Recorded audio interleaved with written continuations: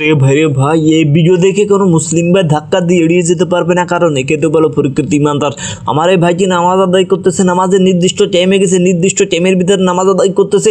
দুনিয়ার ভিতরে শত ব্যস্ততা থাকার মাঝেও এই নামাজ কিয়ামতের দিন এতই মূল্যবান হবে, যে ব্যক্তি এক ওয়াক্ত নামাজ কাজা করবে 2,88,000 বছর জাহান্নামে জ্বলতে হবে। জাহান্নাম খুব ভয়ঙ্কর জায়গা রে ভাই, ওই জাহান্নামের আগুনে জ্বালানি হবে শুধুমাত্র মানুষ এবং পাথর। পাথর পুড়ে ছাইয়ে যাবে, আমরা মানুষে সহ্য করতে পারবো না।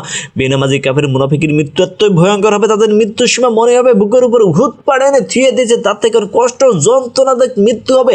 আমরা মানুষকে সহ্য করতে পারবো না ভাই। একবার ভেবে দেখুন, আমরা তো নামাজ আদায় করি না, তাহলে আমাদের সাথে কি হবে? প্রত্যেকটি প্রাণীর মৃত্যুর স্বাদ গ্রহণ করতেই হবে ভাই।